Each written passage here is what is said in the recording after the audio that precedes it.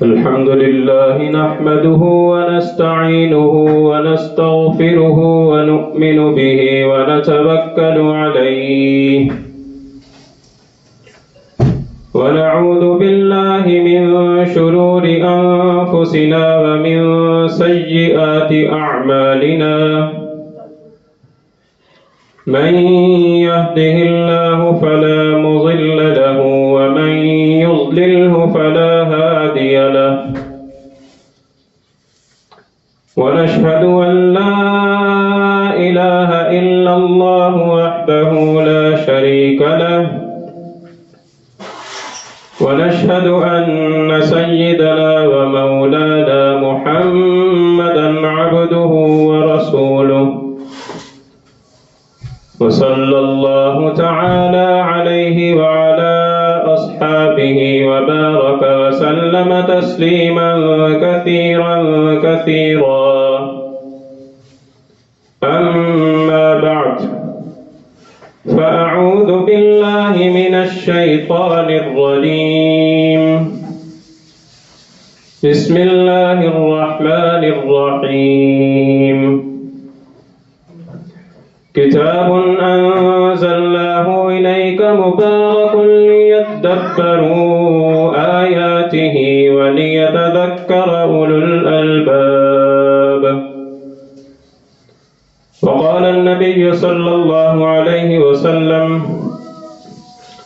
من قرأ حرفا من كتاب الله فله به حسنة والحسنة بعشر أمثالها ولا أقول ألف لام ميم حرف ولكن ألف حرف ولام حرف وميم حرف أو كما قال رسول الله صلى الله عليه وسلم صدق الله العلي العظيم وصدق رسوله النبي الكريم ونحن على ذلك لمن الشاهدين والشاكرين والصلاة والسلام على سيد الأنبياء والمرسلين والحمد لله رب العالمين. میرے قابل احترام بزرگوں اور عزیز دوستوں، اللہ تبارک و تعالی نے انسانوں کی ہدایت کے لیے دو سلسلے شروع فرمائے، ایک رجال اللہ کا اور دوسرے کتاب اللہ کا۔ رجال اللہ سے مراد انبیاء کرام ہیں جو انسانیت کی رہنمائی کے لیے، اس کی چارہ گری کے لیے، اس کی مسیحائی کے لیے دنیا کے اندر تشریف لاتے رہے، یہاں تک کہ نبی صلی اللہ علیہ وسلم کی ولادت باسعادت ہوئی، آپ کی بعثت ہوئی، اور آپ علیہ الصلوۃ والسلام کی ذات اقدس پہ یہ سلسلہ تکمیل کو پہنچا۔ اور دوسرا جو سلسلہ ہے کتاب اللہ کا، تو کتاب اللہ سے مراد اللہ تبارک و تعالیٰ کی کتابیں ہیں جو انبیاء کے ساتھ انسانوں کی رہنمائی اور ہدایت کے لیے اللہ تبارک و تعالیٰ روئے زمین پہ اتارا کرتے تھے، یہاں تک کہ قرآن مجید نازل ہوا، اور یہ کتاب اللہ کا جو سلسلہ ہے یہ بھی اپنی تکمیل کو پہنچا۔ اب جیسے قیامت تک کوئی نیا نبی نہیں آئے گا، اسی طرح قیامت تک کوئی نئی کتاب بھی نہیں آئے گی۔ نبی صلی اللہ علیہ وسلم آخری رسول اور قرآن مجید سب سے آخری کتاب۔ اللہ تبارک و تعالیٰ نے اپنے آخری رسول کو بہت سی خصوصیتوں سے، فضیلتوں سے اور عظمتوں سے نوازا ہے، اور بالکل اسی طرح اپنی آخری کتاب قرآن مجید کو بھی بہت سی خصوصیتوں سے، بہت سے امتیازات سے، بہت سی فضیلتوں سے، بہت سی عظمتوں سے نوازا ہے۔ چنانچہ دنیا کے اندر کتابیں بہت ہیں، بے شمار کتابیں، ہر طرح کا لٹریچر دنیا کے اندر موجود ہے، یہاں تک کہ آسمانی کتابیں بھی دنیا کے اندر موجود ہیں، اگرچہ وہ تحریف شدہ ہو چکی ہیں، لیکن بہرحال ان کا وجود تو ہے. لیکن یہ جو کتاب ہے یہ دنیا جہان کی تمام کتابوں میں ایک الگ ہی اپنی حیثیت رکھتی ہے اور ایک اس کا انفرادی مقام ہے اور مرتبہ ہے. چنانچہ اللہ تبارک و تعالیٰ نے جب اپنی کتاب کا نام رکھا تو کیا نام رکھا؟ القرآن. القرآن کے معنی کیا ہے؟ بار بار پڑھی جانے والی کتاب. بار بار پڑھی جانے والی کتاب. چنانچہ یہ مشاہدہ ہے، تجربہ ہے، تجزیہ ہے، تبصرہ ہے کہ روئے زمین پر قرآن مجید سے زیادہ پڑھی جانے والی کتاب کوئی نہیں ہے. اور اس قدر زیادہ پڑھی جانے والی کتاب کہ 24 گھنٹے کے اندر کوئی منٹ ایسا نہیں ہوتا کہ جس میں کہیں نہ کہیں قرآن مجید کی تلاوت نہ ہو رہی ہو. اور یہ کوئی صرف عقیدت کی بات نہیں ہے کہ ہم نے محبت میں آ کے یہ بات کہہ دی، بلکہ یہ زمینی حقیقت ہے. چنانچہ آپ کو معلوم ہے کہ پوری دنیا کے اندر اوقات جو ہیں یہ یکساں نہیں ہیں. کہیں پر صبح ہوتی ہے، کہیں پر رات ہوتی ہے، کہیں پہ دن ہوتا ہے، کہیں پر شام ہوتی ہے. ہم یہاں پر بیٹھے ہیں، یہاں پر ابھی جمعے کا وقت ہے، ہو سکتا ہے کسی خطے پہ ابھی فجر کا وقت ہوگا، کسی جگہ پہ ابھی عصر کی نماز کا وقت ہوگا، کسی جگہ پہ ابھی مغرب کی نماز پڑھی جا رہی ہوگی، کسی جگہ پہ عشاء کا وقت ہوگا. اور یہ بھی معلوم ہے کہ ہر نماز کے اندر قرآن مجید کی تلاوت ہوتی ہے. دنیا کے کونے کونے کے اندر مسلمان موجود ہیں، تو یہ جو اوقات جب بدل بدل کر آتے ہیں، کہیں پہ صبح کی نماز کا وقت، کہیں پہ ظہر کی، کہیں پہ عصر کی، تو ہر نماز کے اندر قرآن مجید کی تلاوت ہو رہی ہے. اور پھر مسلمانوں کے اندر ایک معمول یہ بھی رائج ہے کہ نماز سے پہلے یا نماز کے بعد کچھ لوگوں کا تلاوت کرنے کا معمول اور عادت ہوا کرتی ہے. اور اسی طریقے سے پھر مدارس کے اندر بچے ہیں کہ جن کا صبح سے لے کر شام تک کا مشغلہ ہی یہی ہے کہ انہوں نے اللہ کی کتاب کی تلاوت کرنی ہے. تو یہ کتاب القرآن کہ پورے روئے زمین پہ سب سے زیادہ پڑھی جانے والی کتاب ہے. اس سے زیادہ پڑھی جانے والی کتاب پورے روئے زمین پر کہیں نہیں ہے. یہ خصوصیت صرف اور صرف اللہ تبارک و تعالیٰ کی کتاب قرآن مجید کو حاصل ہے. پھر یہ ایسی کتاب ہے کہ اس کے ساتھ کسی انسان کی نسبت جڑ جائے، کسی فرشتے کی نسبت جڑ جائے، کسی مکان کی نسبت جڑ جائے، کسی وقت کی نسبت جڑ جائے، غرض ہے کہ جس چیز کی نسبت اس کتاب کے ساتھ جڑتی ہے یہ کتاب اس کو عظیم بنا دیتی ہے. اس کتاب کو لے کر اترنے والے فرشتے حضرت جبریل امین علیہ السلام، فرشتوں کے سردار.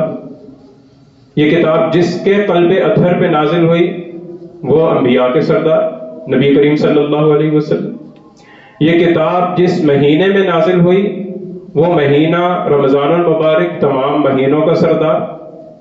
یہ کتاب جس رات میں نازل ہوئی وہ رات تمام راتوں کی سردار لیلۃ القدر. یہ کتاب جن 2 شہروں میں اس کا نزول ہوتا رہا وہ 2 شہر مکہ و مدینہ پوری دنیا کے شہروں سے عظیم تر. یہ کتاب جس زمانے میں اترتی رہی وہ زمانہ تمام زمانوں میں سے بہترین زمانہ. یہ کتاب جس امت کے لیے نازل کی گئی وہ امت تمام امتوں میں سے بہترین امت. اور یہاں تک آپ علیہ السلام نے فرمایا کہ ایک عام انسان بھی اگر اس کتاب کے ساتھ اپنی نسبت جوڑتا ہے تو وہ بھی عظیم ہو جاتا ہے. خیرکم من تعلم القرآن وعلمہ. تم میں سے بہترین انسان وہ ہے کہ جو قرآن کو سیکھے یا قرآن کو سکھائے، قرآن پڑھے یا قرآن پڑھائے. قرآن کے ساتھ نسبت جڑ گئی تو آپ علیہ السلام نے فرمایا کہ یہ انسان تم میں سب سے زیادہ بہترین ہے. تو یہ خصوصیت بھی صرف اسی کتاب کو حاصل ہے اور کوئی کتاب ایسی نہیں کہ اس کے ساتھ کسی شے کی نسبت جڑے اور وہ اس کو عظیم بنا دے. پھر اسی طریقے سے اللہ تبارک و تعالیٰ نے جب اپنی کتاب نازل فرمائی تو یہ چیلنج بھی کیا کہ فَأْتُوا بِسُورَةٍ مِّن مِّثْلِهِ. تم اس جیسی کوئی ایک صورت ہی بنا کر لے آؤ. کوئی بھی مصنف اپنی کتاب کے متعلق یہ دعویٰ نہیں کر سکتا کہ جیسی کتاب میں نے لکھی ہے جیسی کتاب میں نے تیار کی ہے کوئی اس جیسی کتاب تیار نہیں کر سکتا. لیکن اللہ تبارک و تعالیٰ نے قرآن مجید میں ایک دو نہیں دسیوں مقامات پہ یہ چیلنج دہرایا ہے. کہیں پہ فرمایا کہ فَلْيَأْتُوا بِحَدِيثٍ مِثْلِهِ، اس جیسی کوئی کتاب لے آؤ، کوئی بات لے آؤ. کہیں پہ فرمایا کہ فَلْيَأْتُوا بِعَشَرَةِ أَمْثَالِهَا، اس جیسی کوئی 10 آیات لے آؤ، اس جیسی 10 صورتیں لے آؤ. کہیں پہ فرمایا کہ اس جیسی کوئی ایک صورت لے آؤ. اور آپ کو معلوم ہے کہ قرآن مجید کی سب سے چھوٹی صورت سورۃ الکوثر 1.5 سطر کی صورت ہے، لیکن آج تک کسی انسان کے اندر یہ جرت اور جسارت نہیں پیدا ہو سکی کہ وہ قرآن جیسی کتاب پیدا کر کے یا بنا کے منظر عام پر لے آتا. حالانکہ یہ چیلنج جب اللہ تبارک و تعالیٰ نے فرمایا تو یہ وہ دور تھا کہ جب اسلام کی مخالفت ہو رہی تھی، آپ علیہ الصلوۃ والسلام کی مخالفت ہو رہی تھی، اور کفار آپ علیہ الصلوۃ والسلام کے خلاف کھڑے ہوئے تھے. اور پھر وہ جو عرب کے کفار تھے وہ اہل زبان تھے، شعر و شاعری ان کی گھٹی کے اندر پڑی ہوئی تھی، فصاحت و بلاغت تو سمجھیے کہ ان کی گھر کی باندھی تھی. لیکن اس کے باوجود اللہ تبارک و تعالیٰ نے یہ چیلنج کیا اور اس کے جواب میں ان کو سانپ سونگ جاتا ہے. کوئی ایک بھی انسان ایسا نہیں اٹھتا کہ جو قرآن جیسی کتاب بنا کر دکھا دے. اور پھر اللہ تبارک و تعالیٰ کا یہ جو چیلنج تھا تو یہ 1400 سال پہلے کے عربوں کے لیے تو تھا ہی تھا، آج تک اللہ تبارک و تعالیٰ کا یہ چیلنج برقرار ہے.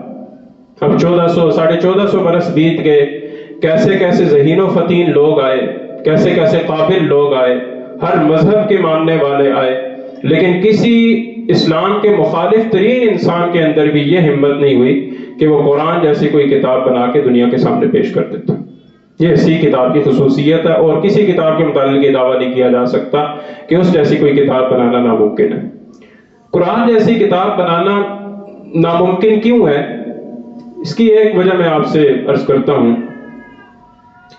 فرض کیجئے کہ ایک بہت بڑا میدان ہے اور اس میدان کے اندر انسانیت کے بہترین دماغ، ذہین فتین افراد موجود ہیں، ہر قوم قبیلے کے، ہر مذہب کے ماننے والے وہاں پہ موجود ہیں.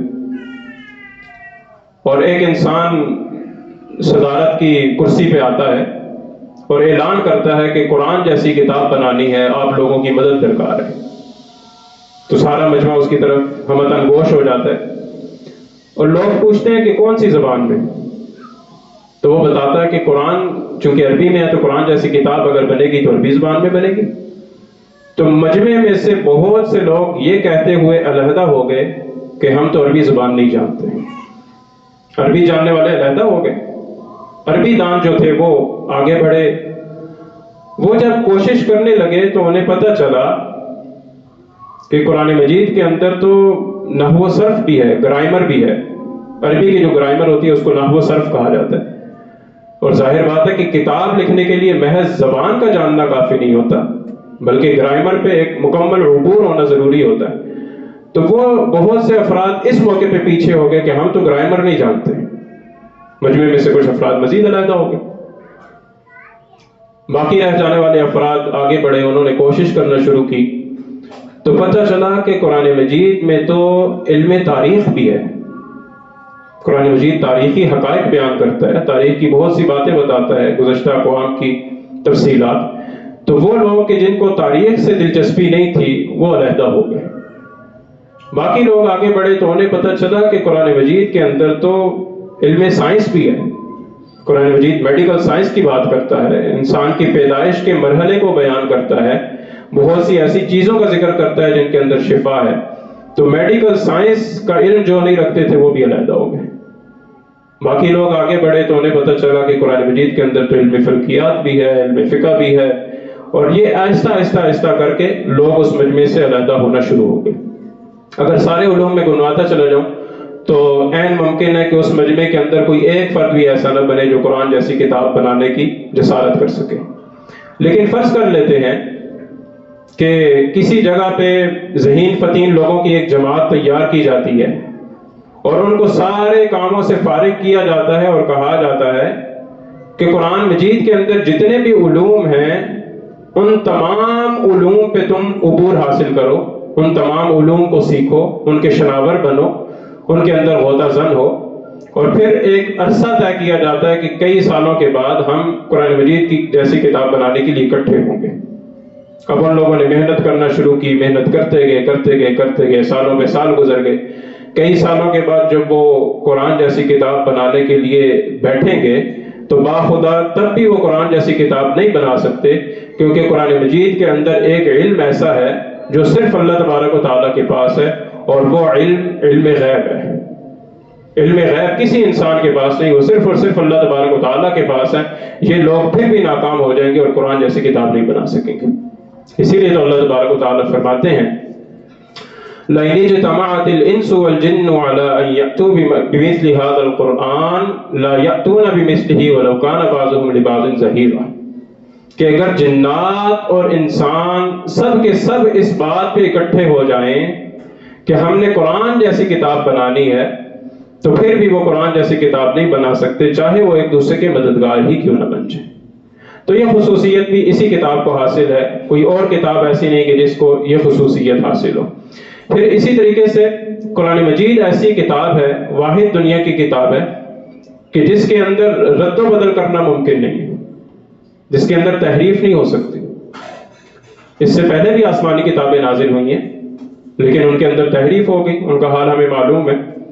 لیکن قرآن مجید جو آج ہمارے پاس موجود ہے، ہم بلا خوف تردید یہ دعویٰ کر سکتے ہیں کہ یہ بعین ہی وہی قرآن ہے کہ جو نبی صلی اللہ علیہ وسلم کے قلب اطہر پہ اترا تھا، اور اس کے حروف تو دور کی بات ہے، اس کو کوئی ایک زبر زیر بھی اپنی جگہ سے ہلی نہیں، بلکہ خدا نخواستہ اگر کبھی ایسا ہو کہ قرآن مجید کے جو نسخے دنیا کے اندر موجود ہیں وہ کسی وجہ سے تلف ہو جائیں، ضائع ہو جائیں، تو مسلمانوں کے بچے اور مسلمانوں کی خواتین، مسلمانوں کے مردوں اور بوڑھوں میں سے ایک ایسی جماعت موجود ہے کہ جو الحمد سے لے کر والناس تک پورا قرآن مجید زبانی لکھوانے کی طاقت رکھتے ہیں۔ یہ اعجاز بھی صرف اسی کتاب کو حاصل ہے۔ اور پھر دنیا جہان کے اندر جو کتابیں ہیں، کوئی کتاب ایسی نہیں ہے کہ جس کو بغیر سمجھے پڑھا جائے اور وہ انسان کو فائدہ بھی دے۔ آپ تجربہ کر کے دیکھیے، کسی ایسی زبان میں کوئی کتاب لیجئے جو زبان آپ کو نہیں آتی، جرمن زبان کی کوئی کتاب لے لیجئے، فارسی کی کوئی لے لیجئے، اگر عربی سے واقفیت نہیں ہے تو عربی زبان کی کوئی کتاب اٹھا لیجئے، اس کو پڑھنا شروع کریں۔ اب آدھا صفحہ یا بہت زیادہ بھی ہوا تو ایک صفحہ آدمی پڑھ لے گا، لیکن پھر اندر سے آواز آئے گی کہ میں کیا فضول کام کے اندر پڑا ہوا ہوں جس کا نہ کوئی فائدہ ہے، کتاب مجھے سمجھ نہیں آ رہی، میں کیوں پڑھ رہا ہوں اس کو۔ لیکن قرآن مجید کو کتنے ہی لوگ ہیں کہ جو بغیر سمجھے پڑھتے ہیں۔ مدارس کے اندر چلے جائیے، صبح سے لے کر شام تک بچے جو حفاظ ہوتے ہیں وہ صبح سے لے کر شام تک مشغلہ ہی یہ ہے کہ اللہ کی کتاب پڑھنی ہے، اور بغیر سمجھے پڑھتے ہیں، لیکن کبھی دلوں کے اندر یہ خیال نہیں آتا کہ یہ کوئی معاذ اللہ ہم فضول کام کر رہے ہیں۔ تو یہ اعجاز اور یہ خصوصیت بھی اللہ کی کتاب کو حاصل ہے، باقی کوئی کتاب اس خصوصیت میں بھی اس کے ساتھ شریک نہیں ہے۔ اعجازات اور اس کی خصوصیات بہت ساری ہیں، لیکن سوال یہ ہے کہ اتنی زبردست اور عظیم الشان کتاب اگر ہمیں دی گئی ہے تو اس کے کوئی حقوق بھی ہیں یا نہیں؟ اللہ تبارک و تعالیٰ کے اس کے متعلق ہم سے کوئی مطالبات بھی ہیں یا یوں ہی دے دی گئی؟ قاعدہ یہ ہے کہ جو نعمت جتنی عظیم الشان ہوتی ہے اس کے تقاضے اور اس کے حقوق بھی اتنے ہی عظیم الشان ہوتے ہیں۔ تو اللہ تبارک و تعالیٰ نے اگر اپنی یہ عظیم الشان کتاب، بے مثال کتاب، بے نظیر کتاب، لاجواب کتاب اگر ہمیں دی ہے تو اس کے کوئی ہمارے اوپر حقوق بھی لازم ہوتے ہیں۔ یہ ہم سے کچھ تقاضے بھی کرتی ہے، ہم سے کچھ مطالبات بھی کرتی ہے۔ تو قرآن مجید کے حقوق جان لیجئے کہ 5 حقوق ہیں جو ایک مسلمان پر، ایک انسان پر قرآن مجید کے متوجہ ہوتے ہیں، اور اللہ تبارک و تعالیٰ کی طرف سے تقاضا ہوتا ہے کہ اس کتاب کے یہ حقوق ادا کرو۔ اور ان میں سب سے پہلا جو حق ہے وہ ہے قرآن مجید پہ ایمان لانا۔ یہ سب سے پہلا حق ہے کہ قرآن مجید پہ ایمان لایا جائے، اور یہ ایمان لانا صرف زبانی کلامی حد تک نہ ہو بلکہ دل کی گہرائیوں کے ساتھ اس کے اوپر ایمان لایا جائے کہ یہ اللہ کی کتاب ہے، یہ کتاب ہدایت ہے، یہ اللہ نے میرے لیے نازل کی ہے، اس کے اندر میری ہدایت کا، میری تسلی کا اور میری رہنمائی کا سامان اس کے اندر موجود ہے۔ یہ پورے یقین کے ساتھ اور پورے اعتقاد کے ساتھ، صرف زبانی کلامی حد تک نہ ہو کیونکہ یہ جو قرآن مجید کے باقی 4 حقوق ہیں یہ اس پہلے حق کے ساتھ وابستہ ہے۔ اگر قرآن مجید کے ساتھ اعتقاد مضبوط ہوگا، قرآن مجید کے اوپر ایمان مضبوط ہوگا، تو قرآن مجید کے جو باقی 4 حقوق ہیں ان کو ادا کرنا بھی آسان ہوگا۔ اگر قرآن مجید کے ساتھ اعتقاد میں کمزوری ہوگی تو یہ جو باقی 4 حقوق ہیں ان کی ادائیگی میں بھی کمزوری ہو جائے گی۔ تو سب سے پہلا حق یہ ہے کہ قرآن مجید کے اوپر ایمان لانا، یقین رکھنا دل کی گہرائیوں کے ساتھ، اس کی عظمت اور محبت کے اعتراف کے ساتھ ساتھ اس کی افادیت اور اس کی ضرورت کا بھی قائل ہونا کہ مجھے اس کی ضرورت ہے، اللہ نے یہ کتاب میرے لیے نازل کی ہے، اس کے اندر میری رہنمائی کا سامان ہے، اس کے اندر میری ہدایت کا سامان ہے۔ تو پہلا حق تو یہ ہوا۔ دوسرا حق یہ ہے کہ اللہ کی اس کتاب کی تلاوت کی جائے۔ اللہ تبارک و تعالیٰ نے نبی صلی اللہ علیہ وسلم کو مخاطب کر کے فرمایا ہے اتل ما اوحی الیک من الکتاب واقم الصلاۃ، کہ آپ اس کتاب کی تلاوت کیجئے جس کی وحی آپ کی طرف کی گئی اور نماز کو قائم کریے۔ تو اصل میں تو یہ حکم نبی صلی اللہ علیہ وسلم کو ہے تلاوت کلام پاک کا، لیکن آپ علیہ السلام کے واسطے سے یہ حکم پوری امت کو ہے کہ جب تمہارے پیغمبر کو اس کتاب کی تلاوت کا حکم دیا جا رہا ہے تو تم پر تو زیادہ لازم ہے کہ تم اس کتاب کی تلاوت کرو، اور اس لیے اپنی کتاب، یہ جو اللہ کی کتاب ہے، اس کی تلاوت کا روزانہ کی بنیاد پہ کوئی معمول انسان کا ہونا چاہیے۔ اب اس موقع پہ شیطان ایک وسوسہ یہ بھی ڈالتا ہے کہ بغیر سمجھے پڑھنے کا کیا فائدہ، سمجھ تو آتی نہیں، عربی سے واقفیت نہیں، تو بغیر سمجھے پڑھنے کا کیا فائدہ۔ تو نبی صلی اللہ علیہ وسلم کی حدیث ہے من قرأ حرفا من کتاب اللہ، جس نے اللہ کی کتاب میں سے ایک حرف پڑھا، فلہ بہ حسنۃ، تو اس کے لیے نیکی ہے، والحسنۃ بعشر امثالھا، اور ایک نیکی 10 نیکیوں کے برابر ہے۔ ولا اقول، اور میں یہ نہیں کہتا الف لام میم حرف، کہ الف لام میم ایک حرف ہے، بلکہ الف حرف ولام حرف ومیم حرف، الف الگ حرف ہے، لام الگ حرف ہے، میم الگ حرف ہے۔ تو اگر کوئی انسان بغیر سوچے سمجھے الف لام میم پڑھتا ہے تو کتنی نیکیاں اس نے کما لی؟ 30 نیکی۔ اور اگر ایک صفحہ آدمی تلاوت کر لے تو اتنی زیادہ نیکیاں نام اعمال کے اندر ٹرانسفر ہوتی ہیں کہ شاید وہ ہمارے لیے گننا بھی مشکل ہو جائے۔ اور یہی اگر کوئی آدمی آدھا پارہ تلاوت کرتا ہے روزانہ کی بنیاد پہ، کوئی آدمی 1 پارہ تلاوت کرنے کا معمول بنا لیتا ہے، تو سوچئے کتنی نیکیاں روزانہ کی بنیاد پہ اس کے نام اعمال میں ٹرانسفر ہوتی رہیں گی۔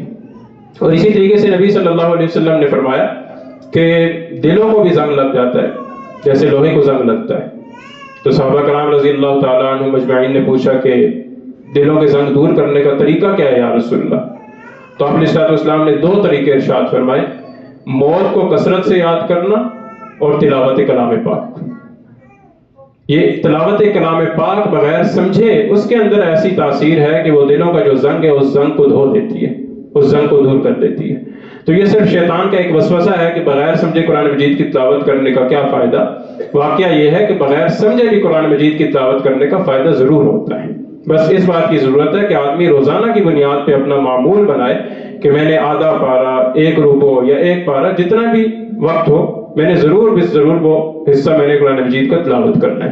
تو یہ 2 حق ہو گئے۔ تیسرا حق قرآن مجید کو سمجھنا۔ اللہ تبارک و تعالیٰ کا فرمان ہے کتاب انزلناہ الیک مبارک لیدبروا آیاتہ ولیتذکر اولو الالباب، کہ ہم نے یہ بابرکت کتاب نازل کی آپ کی طرف تاکہ لوگ اس کے اندر غور و فکر کریں، اس کے اندر تدبر کریں، اور عقل مند لوگ اس کتاب سے نصیحت حاصل کریں۔ تو یہ کتاب صرف اس لیے نہیں اتاری گئی کہ اس کو بغیر سوچے سمجھے پڑھ لیا، اس کی افادیت اپنی جگہ پہ برقرار ہے، لیکن اس سے اگلا مرحلہ یہ ہے کہ اس کے اندر غور و فکر کیا جائے، تدبر کیا جائے، کیسے کیسے موتی اللہ تبارک و تعالیٰ نے ہمارے لیے اس کے اندر چھپا رکھے ہیں، ہدایت کا کیسا کیسا سامان اس کے اندر چھپا رکھا ہے۔ اللہ تعالیٰ ایک شکوے کے انداز میں فرماتے ہیں افلا یتدبرون القرآن ام علی قلوب اقفالها، یہ لوگ قرآن مجید کے اندر تدبر کیوں نہیں کرتے؟ کیا ان کے دلوں پہ تالے پڑ چکے؟ تو یہ قرآن مجید کا تیسرا حق ہے جو ہماری طرف متوجہ ہوتا ہے کہ قرآن مجید کو سمجھنا۔ پھر سمجھنے کی بہت سی صورتیں ہو سکتی ہیں، کسی درس قرآن کے حلقے میں بیٹھ کے قرآن مجید کو سمجھا جا سکتا ہے، تفسیر کا کوئی مطالعہ کر کے قرآن مجید کو سمجھا جا سکتا ہے، عربی زبان سیکھ کر براہ راست بھی قرآن مجید کو سمجھنے کا لطف لیا جا سکتا ہے۔ وہ ہر انسان کے حسب حال ہے، کوئی انسان اس کے لیے کیا طریقہ اختیار کرتا ہے، لیکن بہرحال اس کے لیے فکر مند ضرور ہونا چاہیے کہ میں قرآن مجید کو سمجھنے کے لیے کیا تدبیر اختیار کروں، میں کیسے قرآن مجید پہ غور و فکر اور تدبر کروں تاکہ اس کے اندر جو موتی اللہ تعالیٰ نے میرے لیے رکھے ہیں ان سے مجھے نفع ہو سکے۔ یہ 3 حقوق ہو گئے۔ چوتھا حق قرآن مجید کا یہ ہے کہ اس کے اوپر عمل کیا جائے۔ ظاہر ہے کہ یہ جو پہلے 3 حقوق ہیں، قرآن مجید پہ ایمان لانا، قرآن مجید کی تلاوت کرنا، قرآن مجید کو سمجھنا، یہ بھی اس لیے مطلوب ہے کہ یہ چوتھا حق ادا ہو سکے، کہ قرآن مجید کی تعلیمات پہ عمل ہو سکے۔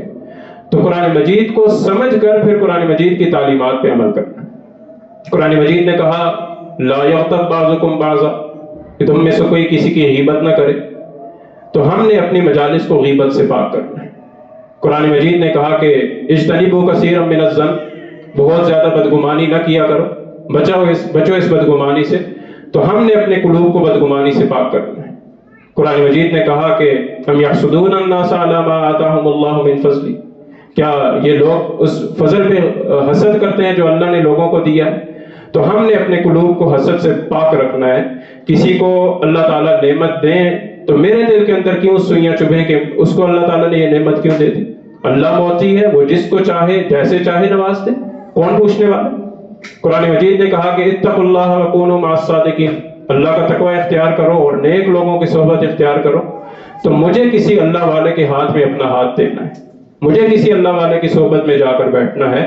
تو غرض ہے کہ یہ قرآن مجید کا چوتھا حق ہے کہ جو ہماری طرف متوجہ ہوتا ہے کہ قرآن مجید کو سمجھنا، اس کے سمجھ کر اس کے اوپر عمل کرنا، اس کی جو بھی ہدایات ہیں، جو بھی تعلیمات ہیں، ان کو اپنی زندگی میں انفرادی سطح پر بھی اور جس کے ہاتھ میں اختیار ہو اجتماعی سطح پر بھی ان تعلیمات کا اطلاق کرنا اور ان تعلیمات کو اپلائی کرنا۔ 4 حق ہو گئے۔ سب سے آخری حق قرآن مجید کا یہ ہے کہ قرآن مجید کا جو پیغام ہے اور خود قرآن مجید کی جو تعلیمات ہیں، اس تعلیمات اور پیغام کو آگے پھیلانا۔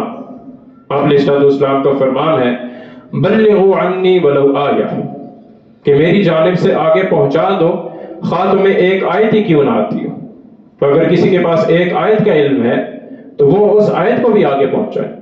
اور پھر خطبہ حجۃ الوداع پہ جو نبی صلی اللہ علیہ وسلم نے خطبہ ارشاد فرمایا تھا، اس کے اندر ایک بات یہ ارشاد فرمائی تھی فَلْيُبَلِّغِ الشَّاهِدُ الْغَائِبُ، کہ جو حاضرین ہیں وہ ان کو غائبین تک پہنچانا لازم ہے۔ تو اگر ہم تک اللہ تبارک و تعالیٰ کا کوئی پیغام پہنچ چکا ہے تو گویا کہ ہم حاضرین کے زمرے میں آ چکے، اب لازم ہے کہ ہم نے غائبین تک پہنچانا ہے۔ تو یہ قرآن مجید کے 5 حقوق ہیں کہ جو ایک انسان پر عائد ہوتے ہیں، اور اگر ہم ان حقوق سے بے اعتنائی کریں گے تو بہت عجیب بات ہے کہ مسلمان جو ہے اس وقت دنیا کے اندر مظلوم ہیں، پس رہے ہیں، پٹ رہے ہیں، سب کو معلوم ہے، لیکن اس کے جو اسباب ہیں ان اسباب میں سے ایک بہت بڑا سبب قرآن مجید سے بے اعتنائی ہے کہ آج امت مسلمہ نے قرآن مجید کے ساتھ جو بے اعتنائی والا رویہ رکھا، اس کی پاداش میں اللہ تبارک و تعالیٰ نے یہ حالات مسلط فرما دی۔ اور یہ بات میں نہیں کہہ رہا بلکہ عالم اسلام کی 2 صاحب بصیرت ہستیوں کا کہنا ہے، ان کا تجزیہ ہے۔ ان میں سے ایک ہستی تو شیخ الہند مولانا محمود الحسن رحمہ اللہ ہیں، جو حضرات ہندوستان کی تاریخ سے واقف ہیں، وہ جانتے ہیں کہ شیخ الہند کس مقام اور مرتبے کے آدمی تھے۔ انگریزوں کو بر صغیر سے نکالنے میں جن لوگوں کا بہت بڑا کردار رہا ہے ان میں سے ایک شیخ الہند بھی تھے۔ انگریز مخالفت کی وجہ سے ان کو مالٹا کے جزیرے میں تقریباً 3.5 پونے 4 سال قید بھی کاٹنی پڑی تھی۔ اس قید سے جب یہ واپس آئے تو ایک رات ایک مجمع سے خطاب کرتے ہوئے فرمانے لگے کہ ہم نے تو مالٹا کی جیل میں 2 ہی سبق سیکھے۔ اب سارا مجمع ہمت گوش ہو گیا کہ اس درویش عالم نے، اس حکیم و دانا شخص نے ساری زندگی قرآن و حدیث کا درس دینے کے بعد اپنی آخری زندگی میں کون سے 2 نئے سبق سیکھے؟ تو فرمایا کہ میں نے جہاں تک جیل کی تنہائیوں میں اس بات پہ غور کیا کہ مسلمان دینی اور دنیاوی حیثیت سے تباہ و برباد کیوں ہیں، تو مجھے اس کے 2 ہی سبب سمجھ میں آئے۔ ایک مسلمانوں کا قرآن کو چھوڑ دینا، اور دوسرا مسلمانوں کے آپس کی فرقہ بندیوں اور آپس کے اختلافات۔ یہ شیخ الہند رحمہ اللہ کا تجزیہ۔ اور دوسری ہستی علامہ اقبال رحمہ اللہ کی ہیں جنہوں نے فرمایا تھا خوارز مہجوری قرآن شدی شکوہ سنج گردش دوران شدی، کہ مسلمانوں تمہارے زوال کی اصل وجہ یہ ہے کہ تم نے قرآن کو چھوڑ دیا، تم نے اللہ کی کتاب کو چھوڑا، اللہ نے تمہیں چھوڑ دیا، اور تم سمجھتے ہو کہ یہ زمانے کے حالات ہیں، قسمت کا الٹ پھیر ہے۔ فرمایا یہ بات نہیں ہے، اصل بات یہ ہے کہ تم نے اللہ کی کتاب کو چھوڑ دیا۔ تو بس بھائیو، ہم رجوع الی القرآن کریں، ہم اللہ کی کتاب کی طرف واپس پلٹیں، اس کے جو حقوق ہیں ان کی ادائیگی کی فکر کریں۔ اللہ کرے کہ اس کے اندر ہمارا شمار ان لوگوں میں ہونے لگ جائے جن کے متعلق اللہ تبارک و تعالیٰ نے فرمایا الذین آتیناہم الکتاب یتلونہ حق تلاوتہ، وہ لوگ جن کو وہ لوگ جو اللہ کی کتاب ہم نے ان کو کتاب دی ہے، یعنی صحابہ کرام، وہ قرآن مجید کی تلاوت ایسے کرتے ہیں جیسے اس کی تلاوت کرنے کا حق ہے۔ تو اللہ کرے کہ ہمارا شمار بھی انہی لوگوں میں ہو جائے۔ وآخر دعوانا الحمدللہ رب العالمین۔